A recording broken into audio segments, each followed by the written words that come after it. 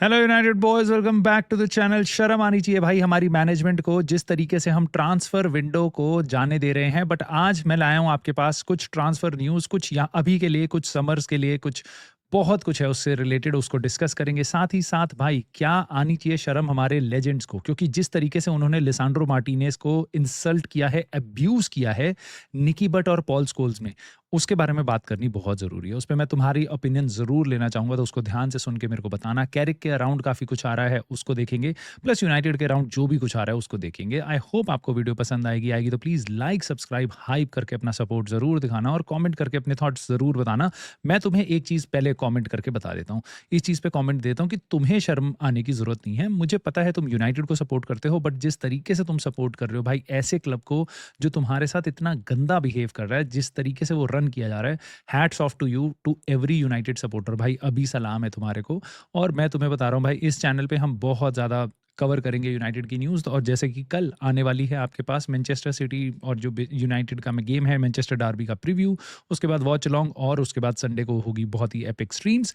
So yes, let's get into it, क्योंकि हमारे पास आ रहे हैं कुछ एक्साइटिंग ट्रांसफर न्यूज़, बट उनको हम डीबंक कर सकते हैं, यहाँ पे खोल सकते हैं। कैसे? क्योंकि ईएसपीएन ने बताया है यूनाइटेड इस महीने किसी को साइन नहीं करेगी। Oh my God, ESPN thank you for telling us, क्योंकि हमें तो लग रहा था अभी हम बहुत सारे प्लेयर साइन करेंगे, राइट? नहीं, खैर, उन्होंने बताया कि हम पैसा बचा रहे हैं, सेव कर रहे हैं फंड्स दो यंग मिडफील्डर्स के लिए। अब यंग को तुम कैसे देखते हो मुझे नहीं पता, मतलब मैं तो इसको देख रहा हूँ दो इनएक्सपीरियंस्ड प्लेयर्स के लिए, दो टॉपेस्ट क्वालिटी प्लेयर्स को नहीं देख रहे हम, दो यंग मिडफील्डर्स के लिए। देखो, उन्होंने आगे बताया Elliot Anderson, Adam Wharton are key targets both are expensive and highly contested. मैं आज लिख के दे रहा हूँ, ठीक है? कहाँ लिखूँ? तुम मेरे को पेपर दे दो, मैं अभी लिख के देने को तैयार हूँ। ना एडम वॉटन आएगा, ना एलियट एंडरसन आएगा। अगर हम यूरोपा लीग में एंड अप करते भी हैं तो ये दोनों के दोनों वहाँ नहीं आएंगे। ऊपर से उसके बाद जो कंपटीशन है वो उन दोनों के लिए बहुत ज़्यादा पैसा लगेगा, end of course you know हम कितना पैसा लगाएंगे, right? So I do not expect कि ये दोनों में से कोई आएगा। स्पिन ज़रूर आएगा, वहाँ से चीज़ें घुमाई जाएंगी, पॉजिटिव पीआर ज़रूर आएगा। बट यहाँ पे यूनाइटेड क्या कह रही है कि United aim to sign at least one elite midfielder plus a cheaper option, while also targeting reliable defensive minded fullbacks following Embrim's exit. Oh my God! Yes, बिल्कुल सही बात है भाई, बिल्कुल यही तो मैं बिल्कुल समझ सकता हूँ भाई। रूबेन एम्ब्रिम को गुस्सा आया प्रेस कॉन्फ्रेंस में, क्योंकि वो यही बातें सुन रहा होगा कि अभी नहीं करेंगे किसी को साइन, पैसा बचा रहे हैं, समर में करेंगे। समर में पता है, समर मई जून आरन वर्ल्ड कप में प्लेयर गए होंगे, कोई बात नहीं, हम साइन कर लेंगे उनको। बाकी क्लब्स नहीं कर पाएंगे, हम साइन कर लेंगे। और वो सब तो वेट ही कर रहे हैं हमारा, जहाँ पे मैनेजर एक इस साल के अंदर अंदर तीसरा मैनेजर आ रहा है इनियोस की रिजीम के अंडर, पांचवा मैनेजर अगले गेम में घुसेगा। कितने केयर टेकर, कितने ये सब चले जा रहा है। बट हाँ ठीक है, ये प्लेयर तो हमारे लिए तो वेट कर रहे हैं। वो कौन जाना चाहेगा यार इस टाइम पे चेल्सी और ये सब वो सब। बट ठीक है भाई, कुछ प्लेयर्स की और बात कर लेते हैं। यहाँ पे एक खबर आ रही है, ग्रीन बेली ने बताया है, उन्होंने बताया है कि यूनाइटेड और टॉटनम मॉनिटर कर रही है इस टाइम पे हेडन हैकनी को। इस प्लेयर का नाम अगर आपने पहले भी सुना होगा, समर में भी हम इसके साथ लिंक्ड है, और बहुत से लोग कह रहे थे भाई ये 15-20 मिलियन में तुम्हें मिल जाएगा प्लेयर, मैक्सिमम 25। तो तुम इसको ले क्यों नहीं रहे? तुम्हारे को मिडफील्डर की जरूरत है, तुम कहाँ इधर उधर जा रहे हो? ये बहुत अच्छा यंग प्लेयर है, 22-23 साल का है, तो स्क्वाड का भी अच्छा प्लेयर है और चैंपियनशिप में खेलता है। ऐसा नहीं है कि फ्रांस में खेल रहा है, कहीं जर्मनी में खेल रहा है, चैंपियनशिप में खेलता है, इंग्लैंड की सेकंड डिवीजन में खेलता है, मिडिल्सब्रो के लिए। सो बहुत इंपॉर्टेंट प्लेयर हो सकता है हमारे लिए फ्यूचर में, और नहीं भी है तो तुम इसको निकाल भी दोगे कुछ साल में, तो कोई बहुत बड़ा लॉस नहीं है। और वहाँ की चैंपियनशिप में one of the best players है ये, तो इसके लिए काफ़ी लोग बोल रहे थे, और मुझे पता है तुम में से बहुत लोग कह रहे थे हेडन हैकनी को तो आंख बंद करके ले ही लो ना। अब ये सुनने में आया है कि अब जो मिडिल्सब्रो है, बोरो जिनको कहते हैं, कि वो उसको सस्ते में जाने नहीं देगी, क्योंकि उनका कोई प्लान नहीं है कि सीजन के बीच में आप जनवरी में हमारा प्लेयर ले जाओ, ठीक है? तो कह रहे हैं कि हम इसको समर में ही देंगे, बट अगर कोई इस टाइम पे आएगा तो कम से कम 30 मिलियन से ज़्यादा पैसा हम लेंगे। और यही प्रॉब्लम है अब हमारी, क्योंकि अब हम किसी भी प्लेयर के लिए जाते हैं, मुझे ऐसा लगता है सारे क्लब्स को पता है इनकी मजबूरी क्या है, सबको पता है इनकी स्काउटिंग क्या है, इनके पास दूसरे कोई ऑप्शन नहीं है। वन थिंग जो मेरे को बहुत अच्छी लगी थी जब इनियोस आई थी, हालांकि बहुत सी चीज़ें बेकार लगी थी, बट एक चीज़ जो मेरे को अच्छी लगी थी, जो उन्होंने मेरे से बातें बोली थी ना, मैं भी कुछ बातों में बहक गया था। कुछ बातें उन्होंने ऐसे बोली थी कि अब अगली बार जब हम जाएंगे ना किसी प्लेयर को साइन करने, तो हमारे पास टारगेट्स होंगे, टारगेट 1 2 3 4। अगर पहले वाले से डील नहीं हो रही है, हम क्विकली मूव ऑन करेंगे सेकंड टारगेट पे, ताकि कोई हमें बुली ना कर पाए। जो मैंने पिछली समर में देखा है ना भाई, ऐसा लगा है बुली अगर कोई होगा ना वो भी शर्मा जाएगा कि भाई इनके साथ हो क्या रहा है, इनको मत करो और बुली। ठीक है, मतलब एक टारगेट एम्बूमू 8 हफ्ते तक नाक रगड़वाने के बाद पैसा ज़्यादा दे के आते हैं। कोई ऐसा प्लेयर नहीं था भाई, टारगेट जिसको तुम नहीं मिल रहा तो तुम दूसरे पे चले आओ। सेस्को लिया हमने अगस्त एंड में, क्योंकि 4 जने हमें रिजेक्ट कर चुके थे। इट्स नॉट दैट कि क्लब हमसे पैसे की नेगोशिएशन में नहीं मान रहा था, हम पे कोई टारगेट्स नहीं थे और अब मेरे को यही चीज़ें देख के बहुत बुरा लगता है। बट ये कह रहे हैं कि हम इस बार इस प्लेयर को नहीं लेंगे और मुझे लगता है भाई हम 30 मिलियन तो खर्चा नहीं ही करेंगे, किसी भी कीमत पे नहीं करेंगे और करना भी नहीं चाहिए। बट दिक्कत ये है कि हमारे को प्लेयर्स की ज़रूरत है और इस टाइम पे किसी क्लब पे भी आप जाओगे वो सीधा बोलेगा भाई तुम्हारे पास हम नहीं दे रहे, हमें पता है तुम्हारी मजबूरी क्या है, पूरी दुनिया जानती है, हम अपना प्लेयर नहीं देंगे। और दिक्कत पता है सबसे बड़ी क्या है यहाँ पे, ये है कि हमारे पास कोई भी ऐसा जो फेमस नाम ना हो। हेडन हैकनी तुम कह रहे थे, एलियट एंडरसन, बलेबा और वॉटन के नाम तुम कह रहे थे, ठीक है। तो हमारी स्काउटिंग को वही नाम पता है जो तुम्हारे और मेरे नॉर्मल एवरेज फैंस को पता है, ठीक है।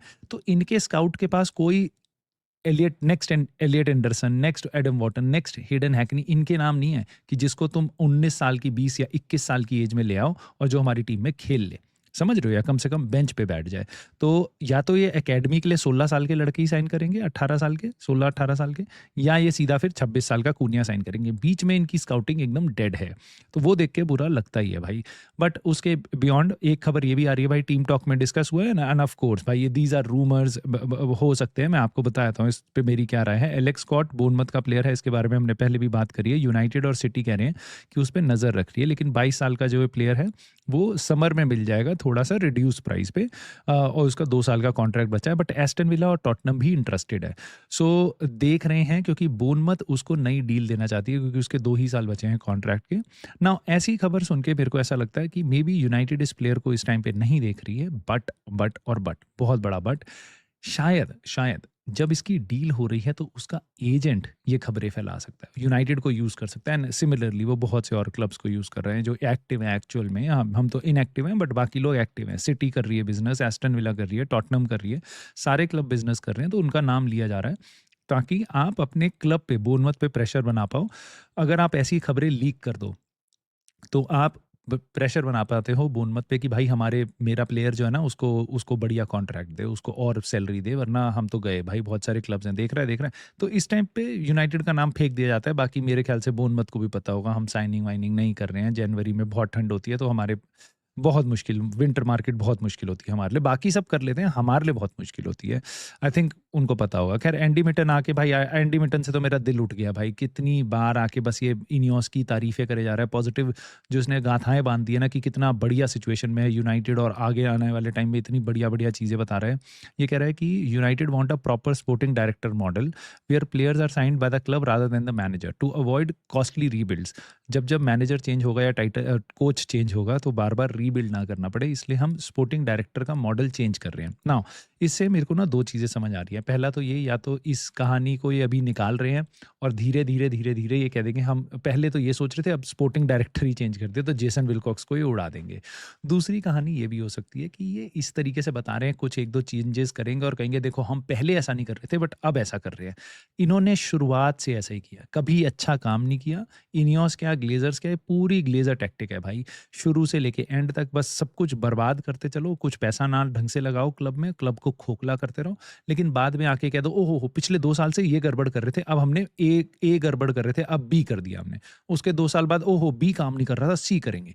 ये बस उल्लू बनाते रहते हैं, ये करते रहते हैं। बेसिकली हमें ओनरशिप मॉडल नहीं चाहिए, क्योंकि ऐसा गंदा ओनरशिप मॉडल जहाँ से बस पैसा निकाला जाता है। भाई मैं आज ही एक चीज़ देख रहा था, 1 बिलियन के आसपास कह रहे हैं कि मैनचेस्टर सिटी में उनके ओनर्स ने इन्वेस्ट किया है और 1 बिलियन के आसपास हमारे ओनर्स ने क्लब से निकाल लिया है, छीन लिया है। समझ रहे हो?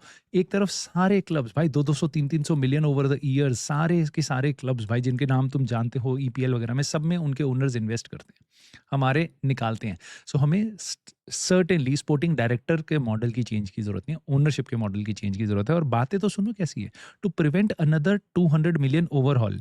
यानी वो कह रहा है कि जब जब मैनेजर चेंज होता है 200 मिलियन का ओवरहॉल करना पड़ता है, तो उसको प्रिवेंट करने के लिए हम स्पोर्टिंग डायरेक्टर का मॉडल चेंज करेंगे। भाई ये ना रियलिटी से बहुत दूर है, इनको पता नहीं है कि कहाँ चल रही है। इनको लग रहा है 2013 में ही ट्रांसफर विंडो चल रही है कि 200 मिलियन का ओवरहॉल होता है। It's not a overhaul. Overhaul की डेफिनेशन चेंज हो चुकी है।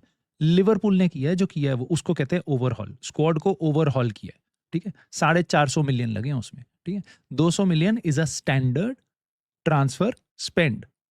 It's not a overhaul, it's a regular transfer spend for any top 6-7 clubs. Everybody spends it.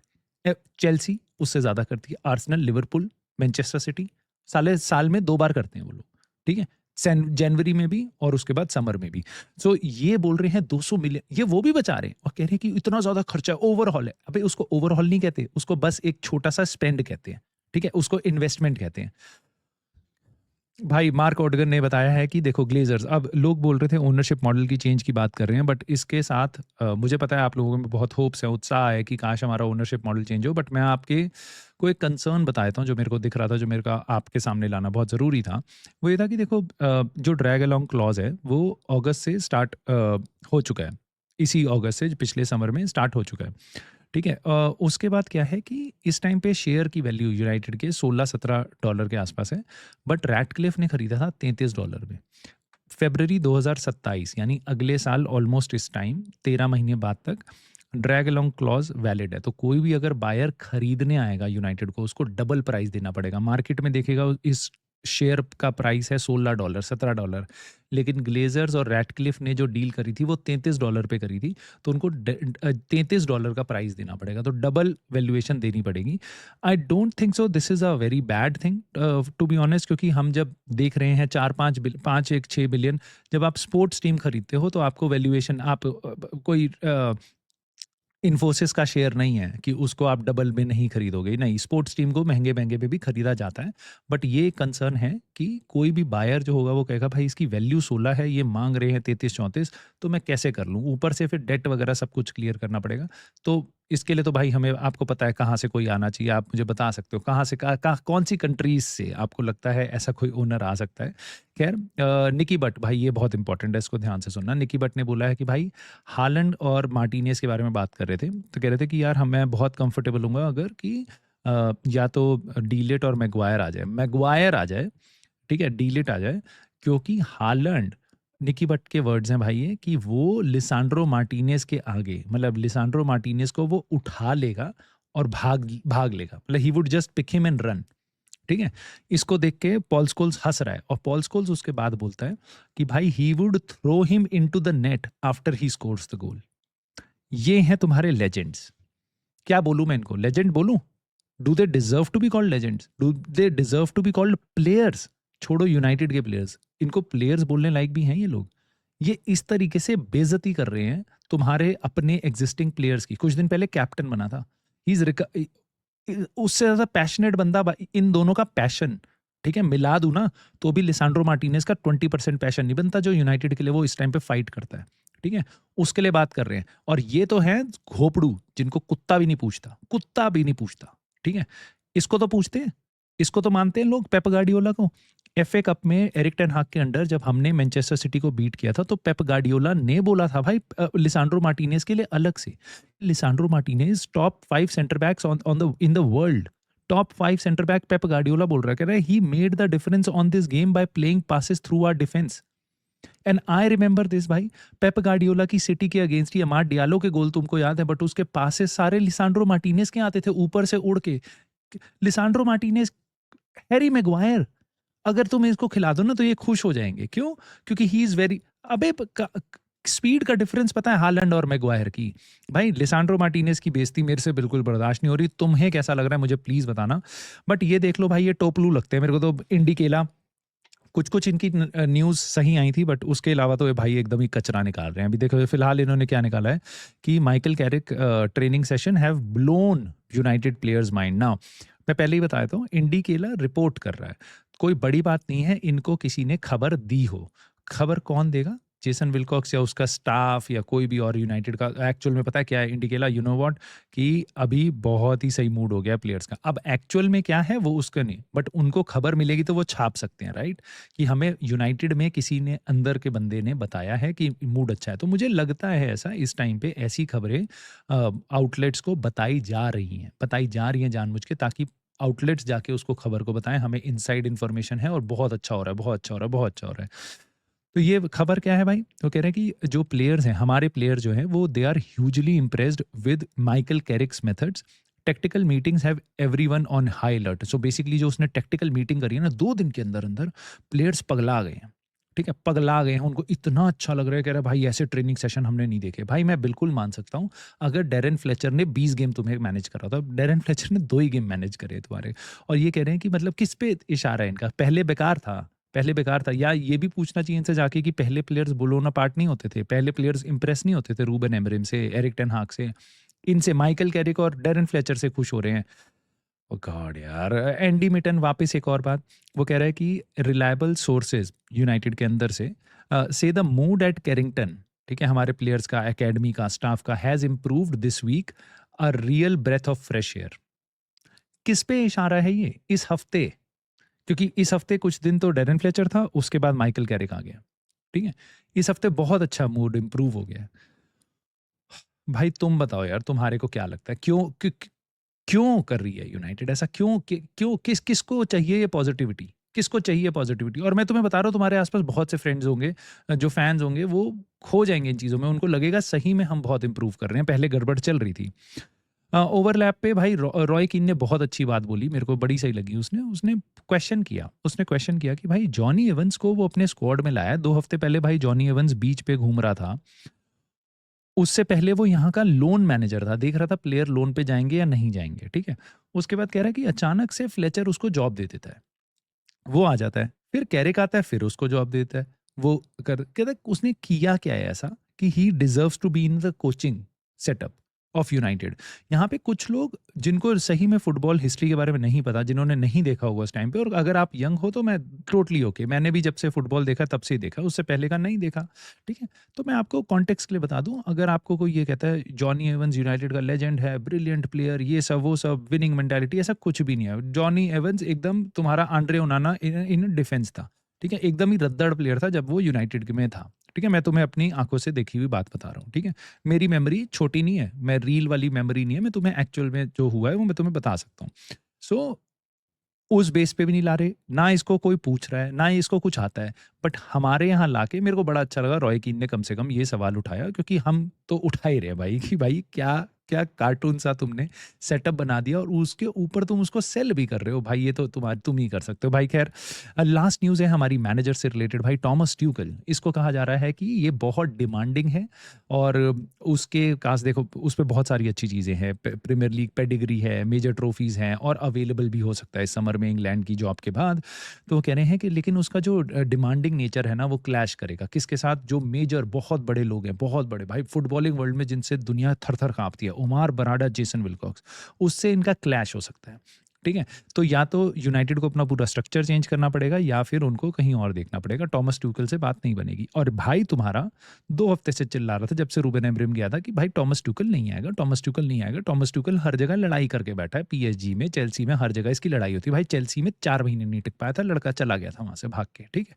तो नहीं चल सकते। वो कह रहे हैं पोचेटिनो पे सारी ये क्वालिटी है, लेकिन वो थोड़ा डिप्लोमैटिक स्टाइल है, वो काम कर लेगा इन लोगों के साथ। और मैकेना और ग्लासनर आर लोअर प्रोफाइल। मैं तो पहले ही तुम्हें बता रहा हूँ ना, वापस वो यूनाइटेड के पहले काम कर चुका है किरन मैकेना, ये सब कोई बुलशिट नहीं चाहिए, ना ही हमें ग्लासनर चाहिए, ठीक है? Pochettino very different. I am not, मैं सोचना भी नहीं चाह रहा इस टाइम पे यूनाइटेड का कौन नेक्स्ट मैनेजर बनेगा। बट मैं आपको इतना बता रहा हूँ, पोचेटिनो मे बी इनके साथ काम कर सकता है, क्योंकि पोचेटिनो दबदबा के रह लेगा, जैसा ये बोलेंगे वैसा कर लेगा, कोई डिमांड वगैरह ज़्यादा नहीं करेगा। और एक्चुअल में अनफॉर्चुनेटली हमारी रियलिटी यही है, मैनेजर जो भी आएगा वो मान लेना वो पोपलू है, वो इनके इशारों पे नाचेगा, ठीक है? इसीलिए मैंने सबके लिए शॉर्ट्स निकाली हैं, चाहे वो फ्लेचर हो, चाहे वो कैरिक हो, सबके लिए निकाली हैं भाई। They are puppets whosoever are right now, they are begging to be puppets, ठीक है? Because these are guys are jobless. I don't care कि ये यूनाइटेड के प्लेयर्स हैं, लेजेंड हैं, क्या हैं, ठीक है? आई जस्ट वांट कि मेरे क्लब में एक बेटर कोच हो, चाहे वो इंग्लैंड से हो, चाहे वो स्विट्ज़रलैंड से हो, उससे फ़र्क नहीं पड़ता। एक ऐसा मैनेजर हो, एक ऐसा कोच हो जो अपने काम में बेस्ट हो, तभी हम एक बेस्ट क्लब बनेंगे। लेकिन हम इस तरीके के लोग जुगाड़ वाले हायर करते रहते हैं और बातें करते हैं बेस्ट इन क्लास, तो हमारे सामने रिज़ल्ट है भाई एकदम लास्ट इन क्लास। खैर, तुम अपनी राय दे सकते हो भाई, लिसांड्रो मार्टिनेज़ वाली बात पे ज़रूर बताना, और माइकल कैरिक के बारे में क्या, जॉनी इवंस के बारे में क्या सही सवाल उठाया है रॉय कीन ने? साथ ही साथ ट्रांसफर्स पे तुम्हारी क्या राय है? हेडन हैकनी ऐसी साइनिंग हमें करनी चाहिए, और उसके अराउंड हमें क्या पॉसिबली कर सकते हैं हम इस जनवरी ट्रांसफर विंडो में? Let me know your thoughts in the comments दोस्तों। and I'll see you soon in the very next video.